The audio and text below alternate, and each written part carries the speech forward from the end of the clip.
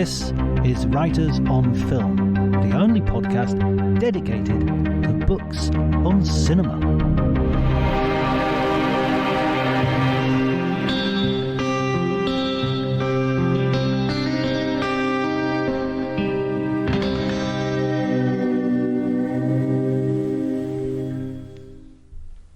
Hello everybody and welcome to Writers on Film. My name is John Bleasdale. I'm a writer and film critic, and today I'm going to be doing a special episode which is a compilation of clips which I had made while I was attending the 75th Locarno Film Festival. I've attended the Locarno Film Festival, which is in the canton of Ticino in Switzerland, for several years now. It is a great European film festival. It kind of specializes, I think, in the more art house side of things, although they do have big red carpet stars. So, for instance, opening the festival was Bullet Train, starring Brad Pitt, and it doesn't get much bigger than that. The film got roundly bashed when it came out, because it came out more or less the same time that it was showing at Locarno. Personally, I thought the Brad Pitt character was funny enough for it to be an entertaining but ultimately forgettable watch. There were 2 or 3 really big laughs in it, but there were so many moments which just dragged, and so many scenes in which periphery characters were given sort of subpar Tarantino-esque sort of dialogue scenes that it just didn't work for me. And there were so many plot holes, and I know you're not supposed to care about plot holes in this sort of shoot-'em-up, John Wick style, Atomic Blonde style, violent gun opera, but yeah, you know, when they become so glaring that you're asking yourself, and when the story and the action itself is so boring that you end up thinking about that and talking about that, then it changes the whole point, I guess. I did see some great films, though. Stone Turtle, excellent film, which sort of plays out as a Revengers tragedy plus Groundhog Day magic, witchcraft, bit of the Wicker Man thrown in there, all about an island where the women take revenge on the men who arrive there, and one specific woman with a backstory that only is revealed gradually. Really good, really fantastic film, really interesting. Arnold is a Model Student was a Thai movie about the bad student movement. Very interesting film because it's very sort of political and very plugged into the current moment, and yet it also takes from the movement, which is mainly its inspiration, a movement which was born through protesting arbitrary, whimsical, and quite cruel punishments in the education system, and linked also to the corruption of that system. It takes from that movement a sense of wry, sarcastic humor. So, although it's a political film, it's kind of a light film as well, and that's something to be cherished, I think, and very funny. Just, you know, really made me laugh at several points.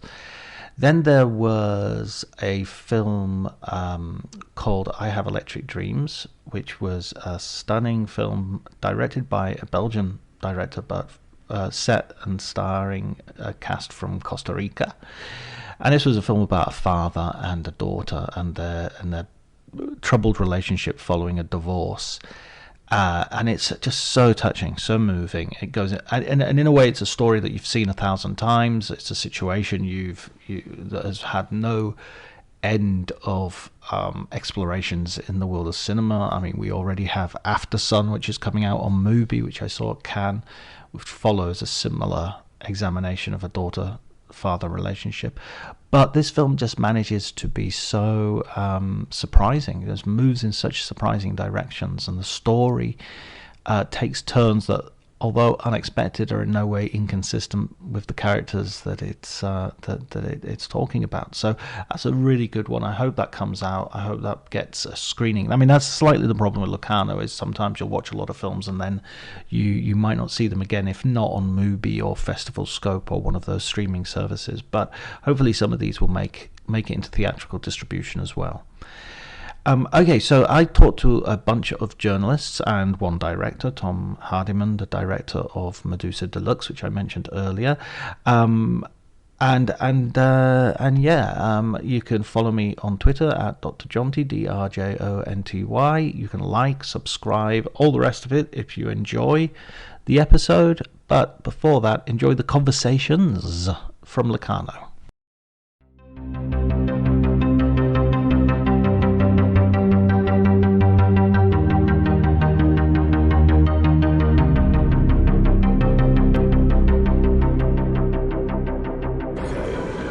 Hello, my name's John Bleasdale. I'm a writer and critic, and this is Writers on Film in Locarno. And here I am with Leonardo Goi. Hello, Leo. Hey, how you doing? Lovely to be here. Thank you for the invite.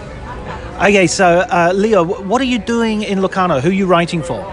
So I'm here with the film stage. This is my 5th year in Locarno. I was actually, believe it or not, Locarno is where my life changed, because back in 2017, when we still didn't know each other, I was invited to join the Critics Academy here, and it was truly a life-changing experience for me because I met a number of people I work for and write for now, and including Mubi and the film stage, and now I'm here with them, really.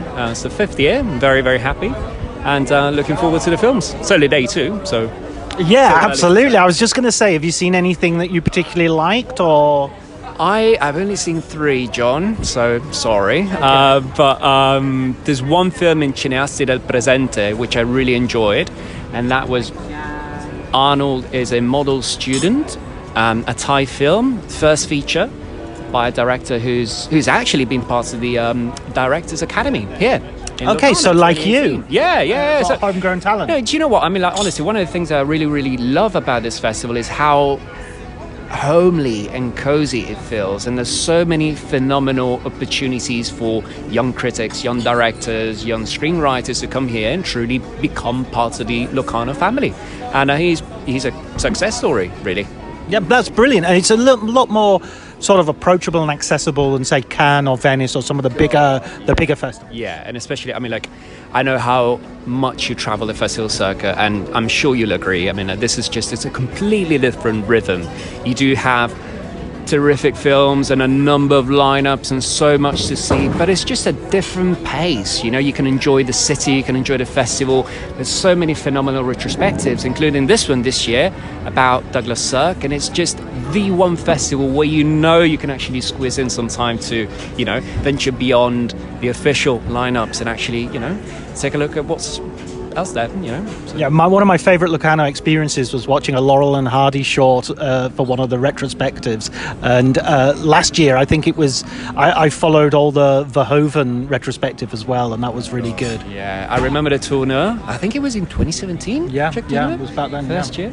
No, it's fantastic. It's fantastic, really. So always great to be back. Totally agree. Okay, so you're going to give us your favourite film book or a film book recommendation. Let's call it that, because we don't want to be absolutist about this. So your recommended film book, please. My recommended film book is a film book by a director I love, and I'm sure many of your listeners and fans will agree with me, Werner Herzog, Conquest of the Useless.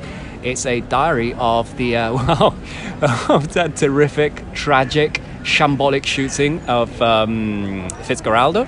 So we're talking about Herzog going to the jungle in Peru and writing in what turned out to be a bit of a Talmud-like notebook, because he was very concerned about space, and so legend has it he wrote everything in a notebook, and because he was concerned he was going to run out of pages very soon and very fast, he would write extremely small. And it's just terrific. I mean, like, when you think about books and films, about what it's like to shoot a film and what the behind-the-scene lifestyle is, I think it's ridiculous. It's super insightful, piercing, really, really funny. And I just love Herzog. I love Herzog as a writer as much as a director. I love his writings. One of my favorite stories, I don't know whether you've heard this, it's the encounter between Herzog and Chatwin. Now, they met in Australia, of all places, because Chatwin was there, and if I'm not mistaken, he was there to shoot Where the Green Ants Dream, and Chatwin was there to finish up some work on the songlines. And so they met up, and this is a phenomenal story. Herzog talks about it in another book, another great book, Herzog, A Guide for the Perplexed. Conversations with Cronin, I think. Paul Cronin. Right. It's a phenomenal book. Again, check that one out. I'm sure you have.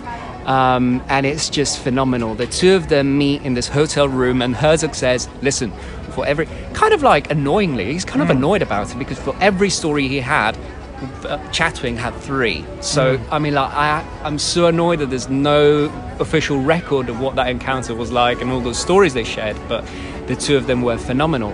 And that's one of the reasons why I love Herzog so much. He was a fabulist, as much as Chatwin, really. And you can see why the two of them would connect so well. Yeah, absolutely. There's always that sense of you're never quite sure if either of them are really telling the God's honest truth. Absolutely. But that's the point. And isn't that fascinating? Because in a way, I think that Chatwin's idea of representing reality and, you know, some transcendent reality, meaning very, very close to Herzog's idea of the ecstatic truth, right? This idea that there is how should we put it, like a truer reality that doesn't necessarily need to comply with what we see, with what we can touch, but, you know, art and films and books can sort of approximate that sense of reality and ecstatic truth. And I think that the two of them were kindred spirits. And for fans of Herzog, there is, of course, a bunch of his books are coming out soon. He's already written a novel which has been published about a Japanese soldier, which was recently the subject of a film as well, about a year ago. It's the famous story of a true story of a Japanese soldier who doesn't realize the Second World War is over and stays in the jungle for like... Onoda. Right, yes, exactly. That was a great film, yeah. Onoda was the film, and Onoda is the name of the soldier. I think this novel is called something like Twilight's Forest or Twilight's Jungle, and it's really good. I've read it. It's a really good book, and I think he's also got currently being prepared with Paul Cronin, I think, a version of his autobiography that he's going to release. So those are a couple to look forward to. Have you ever interviewed Herzog? I met him in Cannes, and what was he like? He was amazing. He was at Meet Your Heroes kind of encounter, where where I asked him. I just said, you know, I'm very sorry to interrupt you, Mr. Herzog, but I wanted to express I'm a great fan of your work. And he said, "What are you doing here?" And I told him I was working and I was a scriptwriter and all this sort of stuff. He said, "Then you are not a fan. You are a colleague."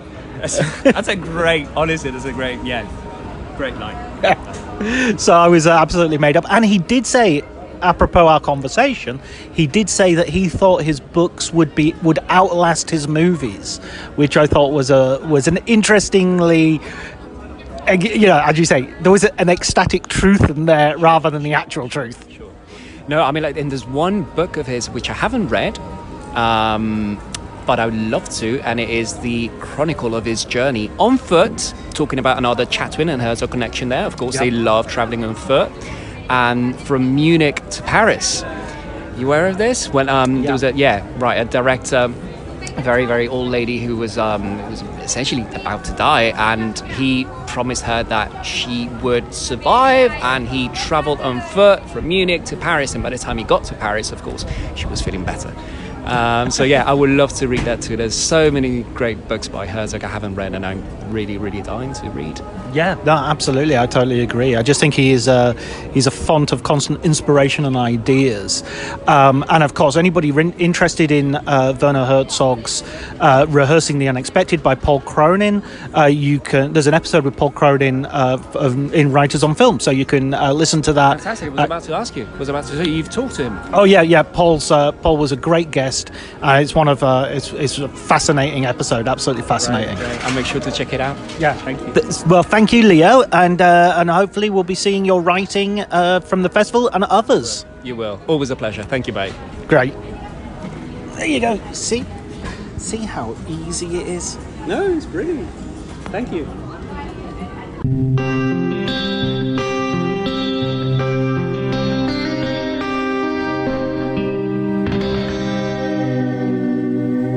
I'm talking to Joseph Owens. Joseph, who are you writing for? So this year at Locarno, I'm writing for We Love Cinema, 3 reviews for them, and I'm going to be writing a dispatch for Photogenie and perhaps a roundup for Cinema Year Zero. Cinema Year Zero. Who's that? I've not heard So of it. that's a publication that is helmed by my friend Ben Flanagan and a guy called Tom Atkinson, and it's an online publication that's been going for 1 or 2 years now, and they are doing an issue next that is on something to do with like revitalisation or coming back in some way, the return. So I thought I'd do a piece from Locarno and try and feed those themes into everything I watched, and then retrospectively decide that that's what those films were about. So yeah, it's good. It's a good publication. I think they pay £20 per article if you ever want to see that. And how's your look? I know you haven't been here for very many days, but how's it been so far? It's been lovely. It's been really good. So I got here 2 days ago now, and I got here in the afternoon. I went straight into the films. So I saw Perfect Day for Caribou, filmed by Jeff Rutherford, starring Charlie Plummer, which was peaceful, meditative. And then the film that I saw after that, Medusa Deluxe, was neither of those things. It was kinetic, very knowingly, deliberately, exhaustively kinetic. And then yesterday I slept in, had a big breakfast, and did my itinerary for the festival. So I should always do it before, but I did it on the second day. And then We are not machines, Joseph. no, we're not. I'm completely the opposite. Very fleshy, very human. Ciao. Prendo il solito macchiato freddo. That's same. And the first film I saw yesterday was All That Heaven Allows.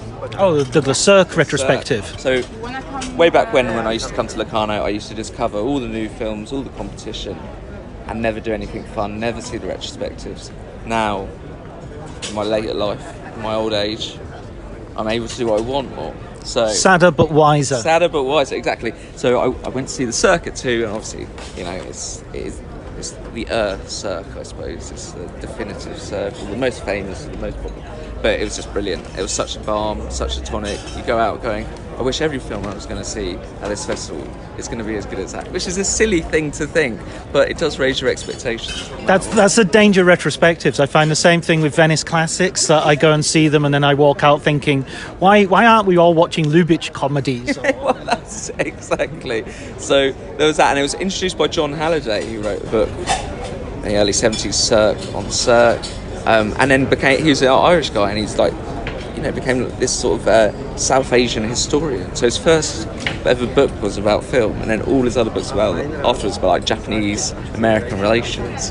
But, you know, it's an incredible like sort of switch, I suppose, to go from like a film study to sort of Chinese-American history.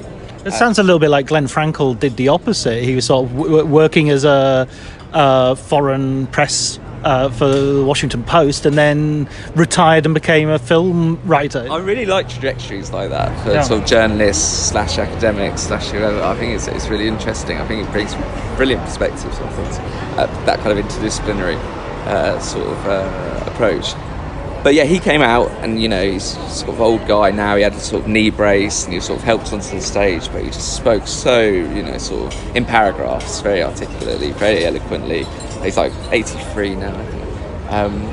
And yeah, so he introduced the film. Lovely bit of chat before his relationship with Cirque, his memories about the film, and then yeah, watched that. And then afterwards, went and saw Tommy Guns, which is the Portuguese film by Carlos Conceição.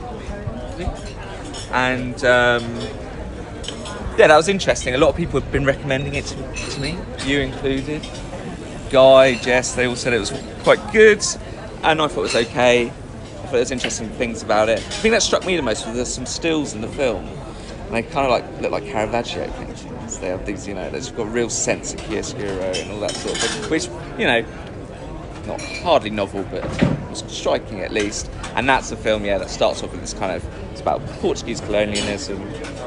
It's about the year before Angolan independence, and it starts off very kind of ethnographically, and it's depicting, you know, sort of communities in the wilderness as it's perceived by the kind of Portuguese, and then it focuses on these young men and the kind of the usual things, the bursts of violence mixed with the kind of long spells of tedium and sort of simmering machismo. And then there's some sort of intriguing slash homoeroticism as it ever was. So there's some, and then it sort of develops in some sort of interesting way. Again, there's this sort of pockmarked by violence, so you never get too sort of comfortable with the sort of beautiful landscapes and sort of elements of nature. So and it's interesting. And then it becomes a kind of, there's elements of horror and the supernatural, and that sort of comes into sort of finesse or refine or recapitulate these ideas in colonialism, imperialism, violence. What does it all mean? So that was okay. And then after that, I saw Stone Turtle, which you've reviewed, John, which is another film that starts with this kind of image of violence, and then kind of returns to it throughout. And the whole film really is about. It's a Indonesian film? Yeah, I think so. It's set in Malaysia.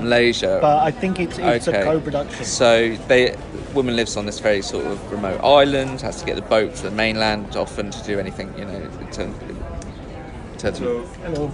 Grazie. Sorry, I was looking at the rest. Okay. So just, again, it's a film that uses different sort of genres and techniques to articulate a sort of violence, and then this film is much more male violence, specifically, or patriarchal violence, and that theme is returned to in different ways. And then this woman's response, there's a young child in it as well who she looks after, who actually has a kind of slightly ambiguous relationship with, which is then revealed later in the film.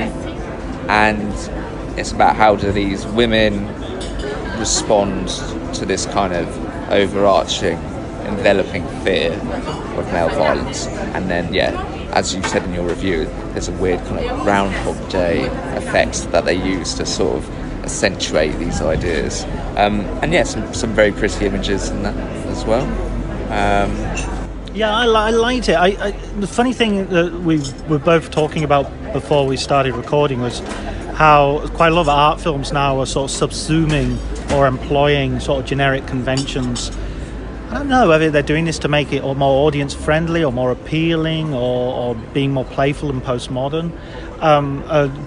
A guest of the podcast quite a few months ago, Adam Nyman, referred to this as the gentrification of genre, and I thought that was kind of quite an interesting sort of idea, that there's a sort of bourgeois move towards co-opting genre, like middle class people loving football all of a sudden. I mean, that's a lovely turn of phrase. So it must be true. It must be true. If it's elegant, it's true. That's it.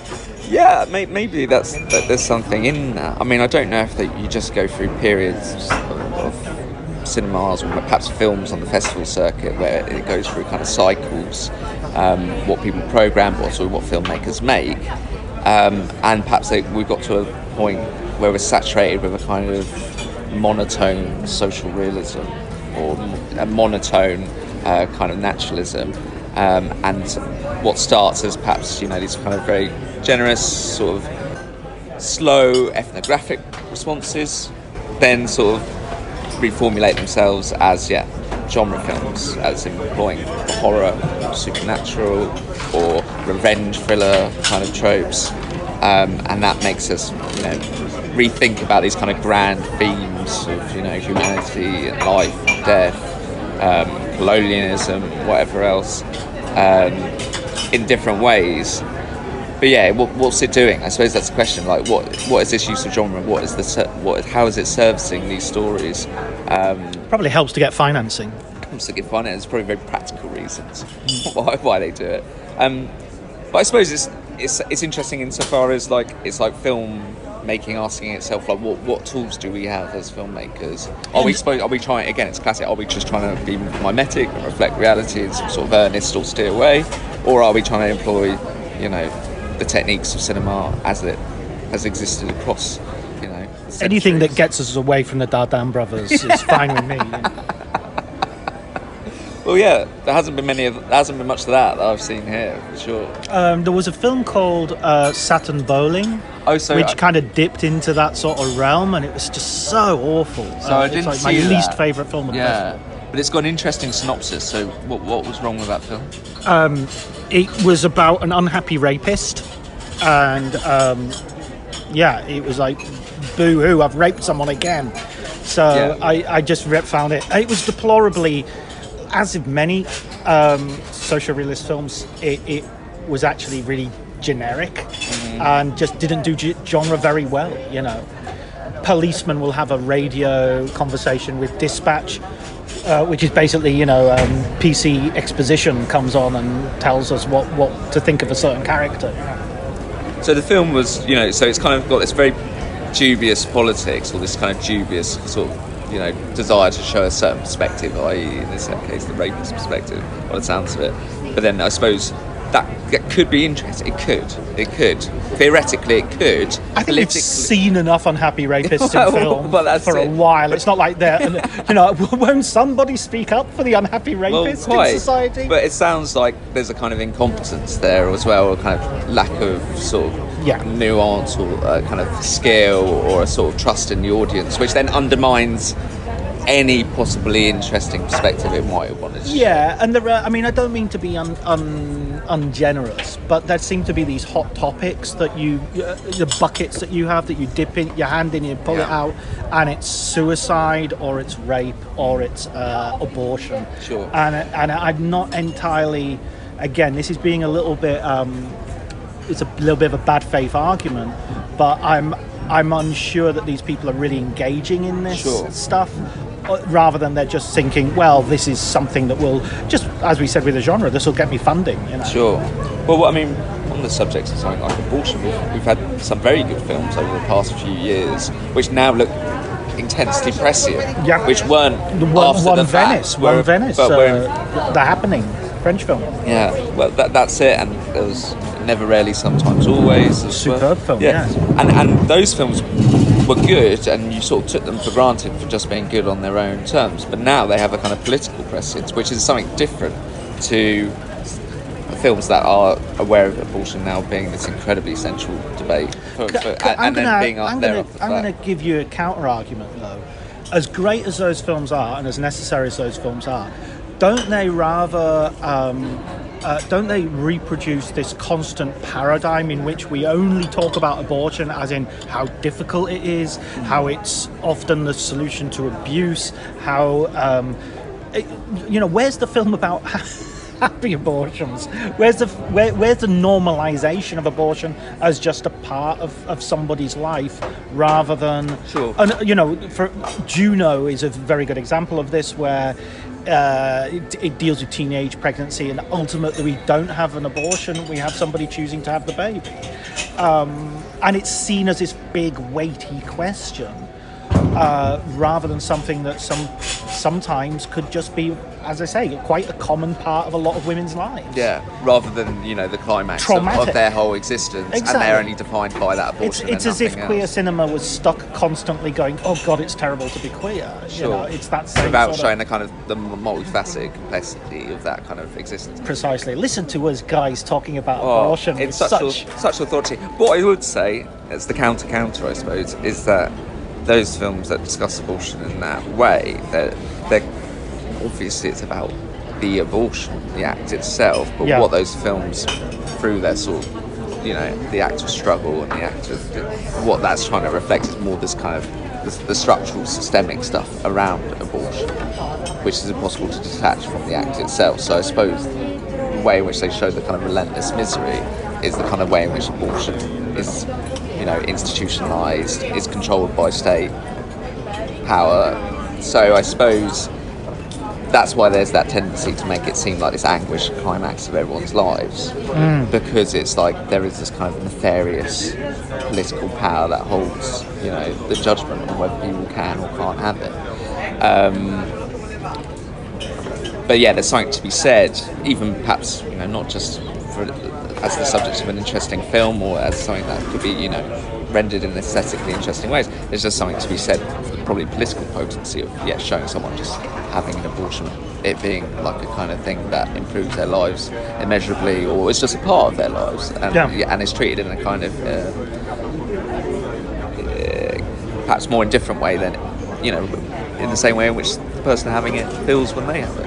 It's just like part of their lives. Yeah. And treated with a kind of indifference. I suppose the problem is that it's very hard to be indifferent about it, given what's happened in America recently. It feels like every treatment needs a kind of harsh political potency.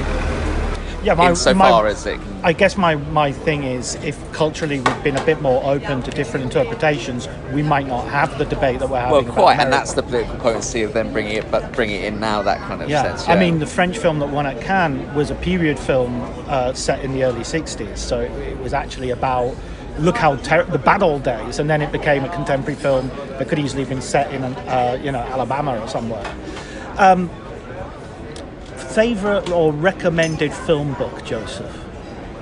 Okay. Just a recommended film book. Doesn't have to be a favourite. No Sight and Sound top 10 anxiety here. Well, so first of all, get the caveats here. I'm unfortunately a literary scholar, so I deal mostly in literary books.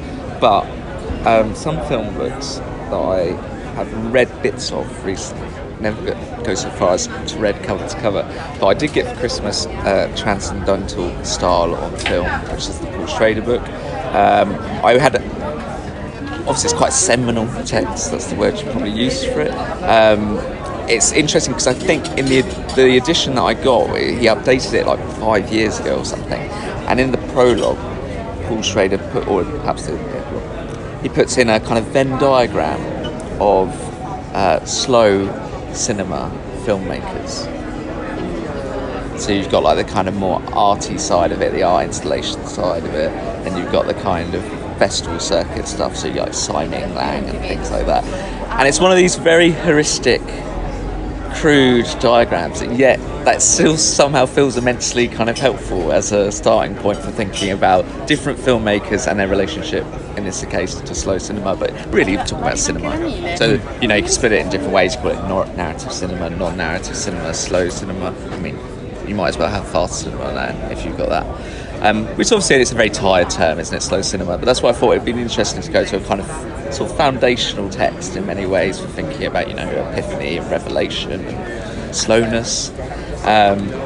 So that was quite interesting to return to. I was thinking of it, when I got the book, I was thinking of it in terms of thinking about, I was going to write a sort of postdoc project on slow cinema and climate change. I thought that'd be quite like an interesting thing. I used to write a lot on sovereignty, and sovereignty was about, in a certain way about sovereignty, so state authority. I used to write it in terms of thinking about the state of exception, and basically how,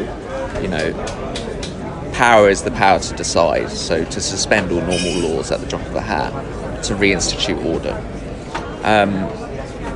So the language of emergency is now obviously entered into the climate change debate, because it's now we're at catastrophic. We're past the tipping point, probably. So climate emergency, state of emergency. It seems interesting to bring in the language of sovereignty into thinking about climate change, because obviously state authority is what holds a lot of the keys to solving any kind of climate catastrophe or climate emergency that's coming. So it's interesting to me to think about, part of the reason that perhaps we've been slow to think about climate change in the past is that it's been something that's been gradual. It has been gradual. It doesn't feel gradual anymore. Not anymore. But no. It has felt gradual in the past. And I was thinking about different, how, is a kind of slow cinema approach to climate change, is that something that reveals more about our climate catastrophe now than something like a disaster movie, for instance, where a volcano erupts, or the day after tomorrow, or something like that, where there's this kind of event. I feel like any cinema that's about the climate is always seeking the event, and perhaps we might think about that Don't Look Up, which is obviously the meteor is the kind of supposedly the metaphor for the kind of climate catastrophe. But that's it. Cinema requires the event to articulate climate catastrophe or climate change. And I think maybe perhaps to recapitulate that, you think about it, cinema without event. Like, what does that look like? Is it just, cinematic depictions of just, you know, bucolic landscapes slowly deteriorating, or what does it look like, you know? And there's a few films that I was thinking about in terms of James Benning's 10 Skies, which had a book come out quite recently, so that's been sort of pulled back in. So Erica Balsam for Fireflies, that's what it is. So I was thinking about, is there different ways to depict climate change? And I remember BBC4 several years ago used to do these kind of Lapland things. They used to have the kind of just show, you know, people trekking on their, you know, reindeer across Lapland for hours and hours and hours and hours, and it was like a BBC4 slow series. And I thought it's interesting thinking about it as like a kind of TV project as well as a film project. Like, I'm thinking about like what's audience responses to that. How do they respond to how it deals with climate? Obviously, something like David Attenborough is like the genre, you know, go-to for most people when they think about nature and climate and everything else, and it's folded into one, which is quite a curious thing as well, because obviously they're interlinked, but it's just like, who's the guy we go to think about anything about the climate and nature? It's this guy, David Attenborough, with these very kind of, you know, masterfully shot and cut episodes of, you know, nature and animals and the climate. And it's like, is that a helpful way of thinking about climate change? I don't know. I think he's been very self-critical of saying, you know, my programmes have contributed to a complacency because they suggest the wild is still out there, and you know, it's less and less true. Yeah, well, that's exactly it. So to cut a long story short, I went to Paul Schrader for the for the answers to this, because mainly that helpful diagram made me look at all the filmmakers on it, you know, from Simon Lang to James Benning to all these other people, and to go, what does that mode of filmmaking in all its multiplicity, because let's not pretend that they can all be bracketed in that simple way, sure. But to use that heuristic of these types of filmmakers who use images and, you know, long takes, and, you know, we can try and sort of itemize it, but it's a kind of, you know, aesthetic approach, isn't it?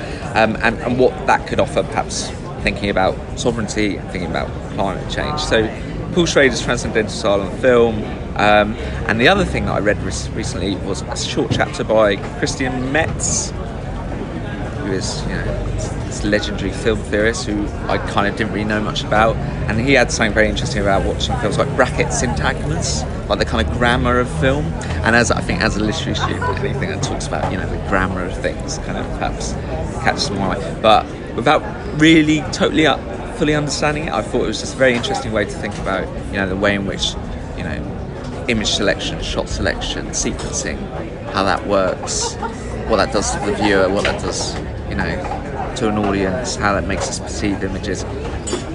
Very theoretical, but very interesting. So do check that out. So Christian Metz on bracket syntagmus. Brilliant. Well, thank you very much, Joseph, and I hope you have a great enjoy the rest of your festival. Oh, I will indeed. Thanks so much for having me, John. Super duper. I'm going to keep in all the stuff about the coffee as well. Yes, that's a lovely sort of naturalistic.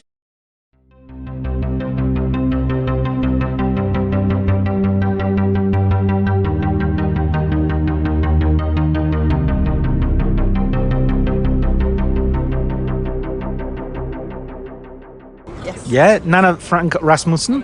We're here in Locarno, the lovely press lounge in Locarno, sitting on wicker chairs. How's your festival been so far? I know you've only just arrived, so... Well, it's been good. I've seen one film, but it was a very good film. I like the atmosphere here a lot. It's my first time, but I've been longing to come here for a long time. I've only heard good things about the festival, so yeah, I'm looking forward to experience it all. And the film was I Have Electric Dreams by a Belgian director, I think. Yes, it was Belgian friends and from Costa Rica and taking place in Costa Rica. So yeah, it was a very beautifully shot coming-of-age story. Very loyal to the characters, and yeah, beautiful first film. Yeah, a good way of breaking into the festival. Exactly. Excellent. And who do you write for? No. I write for a Danish daily newspaper called Politiken. The best newspaper in Denmark, of course. Yeah, and been a film critic for 15 or so years, writing about films, traveling, festivals, so on. And you were saying earlier that you have a good relationship with your readers. There's a lot of back and forth interactivity with them, yeah? Yeah, I mean, especially now that I switched to Politiken a couple of years ago, and my readers or the readers of the newspaper, they have opinions on what is written, and they're educated and mostly well-mannered people. Not all of them, but... What's the most controversial subject of recent times? I would say, well, I've always been a feminist, and I've not been shy to write about feminist issues, and of course that rubs people the wrong way, some people. But so yeah, I've had comments on that. Being a woman writing about films also could be controversial. Some years ago, at least. Now it's not so much, but and then if you talk about animals, oh, really? people would react on that. Yeah. Oh, but animals is a hot button subject. But don't talk shite about animals, then you'll Well, there's a Netflix program called "Don't Fuck with Cats." Yeah, exactly. Well, and I'm a cat lady, so I definitely sympathize with that. But it's just funny that there are certain subjects you should be careful about. It's the royal family in Denmark. You shouldn't criticize those people, and then of course animal welfare is a tricky topic. Right, okay, I'll be sure next time I'm pitching to a Danish publication to not include my aren't the Danish royal family as thick as dogs headline. No, I think you could have some fans if you did that as well. Okay, I wanted to ask you a recommended book for our readers, our listeners, damn it. I mean, well, your readers. If you're listening to a podcast called Writers on Film, I'm guessing your readers as well. Yeah. So the book I want to mention is Fritz Lang biography by Lotte Eisner that I read many years ago, but it was just really an eye-opener on how to write about films, both academically but also in a way that everybody could read it and get something out of it. And I found it very interesting, and it was a page turner. Right. Yeah, which I really enjoy, because lots of books and films can be either too many anecdotes or too loose in a way, and not so clever maybe. And then on the other hand, you find the very academic work, which can be hard to get through if you're not an academic. So I like the middle ground, when you find the middle ground there and you combine. Yeah, some sort of formal sort of structure, but no mentions of Deleuze. Well, I don't mind mentioning of Deleuze, but not 3 chapters on Deleuze. Right. Maybe. Yeah. So it's not an academic bashing. I'm not doing that, but I just like it when you can put all your knowledge into a book, and not be shy about all the things that you know, and of course, but then write it in a way that is welcoming, I would say, for the readers. Accessible, Accessible, exactly, accessible, yeah. Brilliant. And amongst sort of writers, because you said you're working for this daily newspaper, and are there any sort of journalists who you've also sort of been followed or read even before you became a journalist that inspired you? Yeah, well, there's a Danish film critic who happens to work at the same newspaper as I do now, and I've read him many years, and his name is Kim Skotte, and he's been a film critic for many years. And I remember reading him when I was just a teenager, and just follow everything that he did, and reading his journals from Cannes and other festivals, and he just opened up the world of cinema for me in many ways. So yeah, he's been a big influence. And then of course also other Danish critics that I've been reading. And then nowadays I would say I always have this pleasure of looking up what Peter Bradshaw thought of a film from The Guardian. Because sometimes I really agree and sometimes I really disagree, and I like that. I feel like I have a dialogue with him sometimes. Yeah. I'm not stalking you, Peter Bradshaw. But I don't want it to sound creepy, but I like the fact that you can have like an internal dialogue with another writer.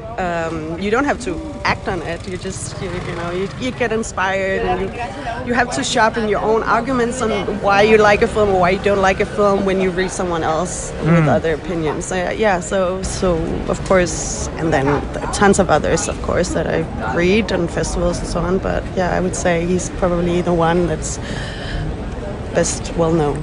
Yeah, absolutely. That sounds like that's such a great idea as well. I tend to agree with you, but when I disagree, I'm sort of even more interested. My ears perk up. Okay, you don't like this. Okay, brilliant. And are you looking forward to any films on the program, or how long are you here for? Are you here for until the end now? Yeah, I'm here until almost the end, and there's a Norwegian film in the competition in the program that I'm looking forward to. I tend to follow Nordic films, Scandinavian films in general, and since there are only a Finnish film and a Norwegian film here, I'm definitely going to watch those two. Oh, is it the one about the sisters? Is that the Norwegian one? Yeah. A young female director, and I think it on paper it looks interesting. You never know, but I'm going to watch that. Brilliant. Yeah, I saw that yesterday, but I will leave you. I'll leave the tabula rasa. Brilliant. Okay, thank you so much, Nanna. It was such a pleasure talking to you. You're welcome.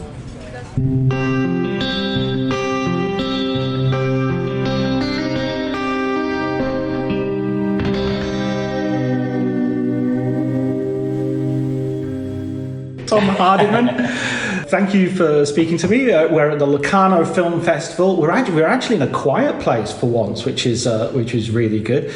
Tom, you're going to recommend some books, and then we're going to talk a little bit about the festival. So first of all, let's start with the books. What books would you recommend? Yeah, I mean, the books, obviously there's a lot that comes straight to mind. There's books from your childhood, there's books from recently, there's books you've just discovered and you're like, how the hell do I not know this? I think there's one that my brother gave to me when I was like 12, which is the history of cinematography, the history of European cinematography specifically, and it's by Sven Nykvist, although I assume he didn't write every word in it. I think it's a collaborative thing. But the beginning gives you like a history from Napoleon through to, I don't know, and weirdly I've read this at different points in my life. I definitely looked at the pictures when I got it, then I started to read it, and then I started to read, there's a load of stuff on camera, and it does the history of Ari pretty much in the last bit of it, and it's kind of, I definitely only read that when I started making stuff.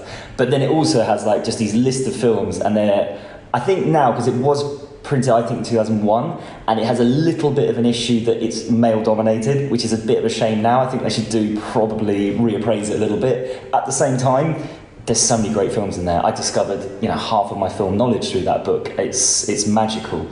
And then a second book, I went, just before we started shooting my first film, Medusa's Lux, I went in and read quite a lot of filmmakers' books, because I just thought I better, just in case there's something I'm going to pick up. And the real killers there. Alexander McKendrick's book is incredible, and I'm a massive fan of Sweet Smell of Success. He wrote it for all the people he was teaching, I think at Cal Arts at the time. I think it's Cal Arts, but it might be like some other, I'm not from California, it's one of those. And it's just direct, to the point. It's not arrogant in any way, it's not fluffy, it's just a really good toolkit for any filmmaker. I think it's a brilliant book. And then on a similar note, Sidney Lumet's book, which I think everyone's probably going to talk about, because again, it's just direct. It's very, I love his films, they mean a hell of a lot to me, so it's kind of, that's nice, you're going through films you like, and he actually talks about some of the ones which maybe I don't like so much in detail, and you suddenly realise you're learning more from that than the ones you love. But there's incredible moments in that book, I'm sure everyone's seen Dog Day Afternoon, talking through how they shot the phone call specifically with Al Pacino. They only did 2 takes. There's 2 cameras in black tents, because obviously they had to change the film because the take they were doing was longer than the roll of film at the time, but he knew he was only going to go for it twice. He knew he was going to intercut it, so he would have a moment to cut away and make sure it's not a problem. They've switched stock. But they basically built a whole tent outside the scene. They filmed it effectively all in one, and then when he was so knackered, Al Pacino said, right, that's it, never going to do another one. And he, not tricked him, but he kind of said, we're only going to do one. He's like, actually, could you do another? And the exhausted one is the one in the film. And when you know that and you watch it back, it's an unbelievable scene. I mean, it's an unbelievable film. That film blew me away. And the Pierre Huyghe remake actually is what introduced me to the film. Anyway, now we're on to the last one. I've just randomly started going through all Pauline Kael's books. Just recently. It's a bit of a random one. I don't know quite why, but I picked up the Citizen Kane one, and I think I must have picked it up after watching Mank, and she argues the case for his involvement and the writing method. And I know it's been argued against by other people. I think it's kind of an infamous book. At the same time, it's like, it's high-level writing. Like, it's really... She's serious about what she's doing. She's really kind of interrogating it. Times have moved on, but, like, it's nice to kind of read someone who's really gunning for it, and you feel the energy in the writing, and it's quite special. I think those are the ones that come straight to my head, and I'm only just saying, you know, ones which some of them I've read recently, actually. There's 1,000 more out there. But, yeah, I'll give a shout-out for Donald Barthelme, who's nothing to do with film, but, like, he's my kind of... Everything I do creatively is linked to him. He's my hero. He's the writer I respect above anybody, and I just think he's a kind of quintessential postmodernist writer. He's kind of collage, humour, he's kind of topical, he's flippant. Everything he does blows me away, and actually of all the writers who've ever had any influence on me, he's the one, and I'm like an evangelist for him. If anyone reads him, it would make me extremely happy. That's brilliant. I mean, it's also good to hear sort of people in film talking about novelists, because Werner Herzog, I remember, finishes his masterclass with read, read, read. That's his advice to young directors. Just read as much as you can. Definitely. Like, that makes all the difference. Like, it's kind of... I was always a weird reader. I think first I read a lot of books about talking animals up until like a weirdly old age of like 14. So I've got a thing for talking animals, and I've read every book that has egg for kids. And I think, like, weirdly, the Bell Jar, the Sylvia Plath. Sorry, have I got the wrong book? No, Bell Jar. Sorry, that was the first like serious book I read. I can't even explain why, and it had a massive effect on me. Then I went, Catch-22 was probably the first book of like 15, 16, where you're like, oh, wow, and that blew me away. And then you start to, I kind of feel like my reading journey it's massively linked to writing, to be honest. Like, David Foster Wallace had a big effect, George Saunders more recently had a big effect. And I guess more recently, I sort of came across Bluets and The Argonauts by Maggie Nelson, and that was just had a massive effect on me. She's just an unbelievable writer. I think she comes from a kind of poetry background. I think she's got like an interesting classicism in some sense. But then it's like, I mean, it's essentially it's about sexual politics, and it goes heavy straight away. It's into some pretty intense stuff, and it's just fantastic. It just blows your mind from the first sentence, and yeah, it just had a really huge effect. I kept it just in my bag for weeks for some reason, just on me, walking around thinking, I'll keep going, and I went back and read it a few times because it's very short, so yeah, you can dip in and dip out, but yeah, prepare yourself. It doesn't pull its punches. Right. Oh, well, I'll put that on my list. Definitely. Yeah. Right. And so what about your experience here in Locarno? So you're here with your first debut feature film. First and debut, there's a bit of tautology for you. Locarno, how's your experience been? It's unbelievable. I'm kind of like, you make stuff every step of the way, and you're very surprised. We were just talking about imposter syndrome. That's obviously that. You're kind of going, oh my God, people are taking a risk on me. They're actually going, like, it's amazing. And you're just so happy. You get on stage. I've never spoken in front of I spoke like 8,000 people virtually, and it was a bit of kind of thunder and lightning. It was a bit of a mad event. But like, you get up there, you're trying to be yourself. At the same time, you get asked questions, and all you can think to say is thank you. But no one wants to hear thank you, because it's dull as anything. You want to say something a bit more interesting. But there's nothing else there. Like, all I am is thankful. I'm thankful to like the people who gave us the money, the people who have got us here, and I've just tried to enjoy it as much as possible. That's been the main thing. It's been pretty special. Like, they got, Mubi, who we're working with, brought all the cast over. They've just gone absolutely wild. Robbie, who shot the film, Robbie Ryan, he's a good friend, and he's flown in like specially for it, and that really meant a lot, actually. We spent all day virtually yesterday together, and it was just like, brings back great memories, because he's an incredible person.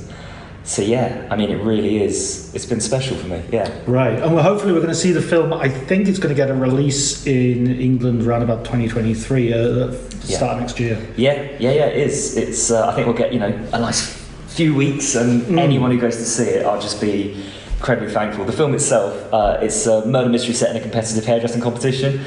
I think it's a good bit of fun. I think people will come. It goes sort of at a rate of knots, and.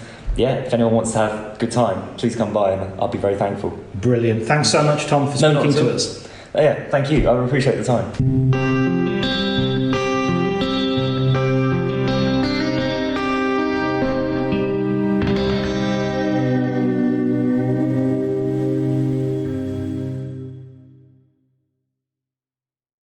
So that was my Locarno trip and my Locarno special. I hope you enjoyed it. I certainly had a great time at the festival. I always enjoy Locarno. It's got a beautiful vibe. It's really well run. The people are all great there.